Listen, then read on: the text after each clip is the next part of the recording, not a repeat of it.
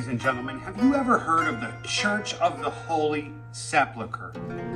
It is the grounds upon which Jesus Christ was crucified and the tomb inside of which he was buried are located.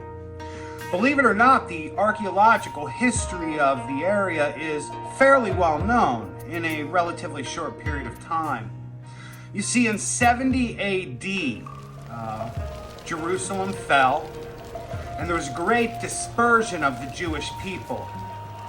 At that time, with the Hasmonean leaders like Herod gone to time, there was no Jewish ally to step in and allow the Jewish people to continue self-governing. So Rome used Jesus as a pretext to step into Jerusalem and take it over for good.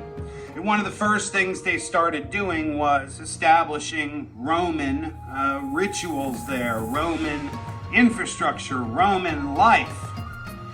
But it didn't happen overnight. In fact, it wasn't until 135 AD when Hadrian, the emperor, hearing about this particular cave, decided to fill it in with rubble to build the foundation for a temple to Jupiter.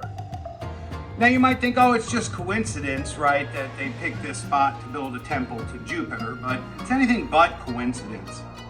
There's some interesting letters, though, that are exchanged that reveal this whole story.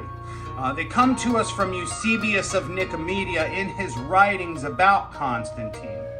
You should know before I read them to you, they are authentic, but they are also called hagiography, which is a category of biography that kind of lifts its subject up like they're some kind of superhero, such as one might write, George Washington could never tell a lie, threw a coin across the Potomac River and chopped down a cherry tree.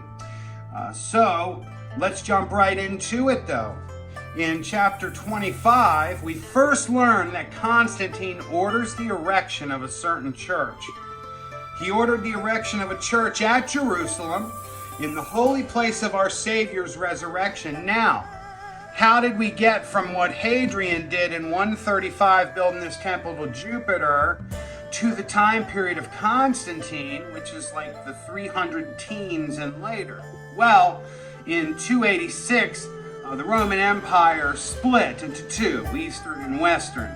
And Diocletian and Maximin abdicated power. Constantine's father and another gentleman took over power. Eventually, Constantine and Licinius worked together to establish power again as co-rulers of the Roman Empire, Eastern and Western. Constantine would eventually overcome Licinius to unify the empire once again, and this is where we see him following up on his predecessors' attempts to do away with persecutions, not only for good in act, but in law too. And we see him returning stolen property to the Christians, and we see him lifting them up and separating and disentangling them from the Roman Empire, which they had been for decades at least. So here we go. After these things, the pious emperor addressed himself to another work truly worthy of record. In the province of Palestine, what was this work? He judged it incumbent on him to render the blessed locality of our Savior's resurrection an object of attraction and veneration to all. He issued immediate injunctions, therefore, for the erection in that spot of a house of prayer.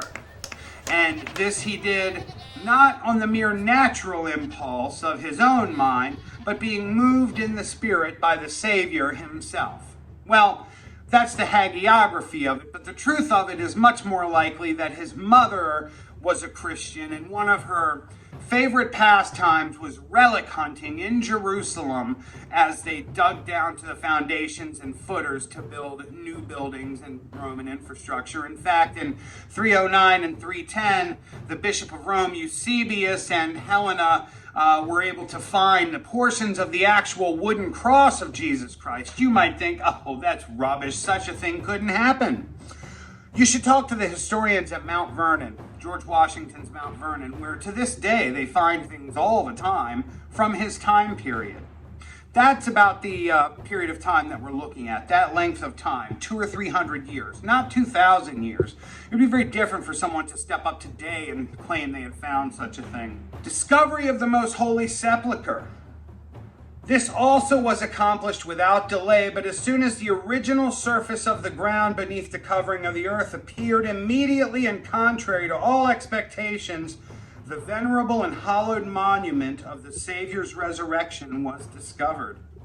Then indeed did the most holy cave present a faithful symbol of the return to life, in that after lying buried in the darkness, it again emerged to light, and afforded to all who came to witness the sight a clear and visible proof of the wonders of which that spot had once been the scene, a testimony to the resurrection of the Savior, clearer than any voice could give. In fact, you'll notice that in the canons of the Council of Nicaea in 325, number 7 decided to keep Jerusalem in a special place of honor for everyone, even though not much was going on there as far as the major Christian centers go. But little fascinating stories like this add to the veracity of the Christian truth claims in ways that I think people don't often consider. When you ask yourself the logical questions and do some critical thinking, it is very likely that, in fact, during this time, there were many traditions and places of the early Christian faith found in Jerusalem. I hope you found this interesting, and I hope you'll continue on our journey with us of the new Christian history of the church. At this time in the watching, we have just completed part 6, which actually reads through the documents of the First Council of Nicaea. And I hope to see you over on our YouTube channel, which is where most of our serious study takes place. God bless you, friends. May your work today bear fruit. Thanks.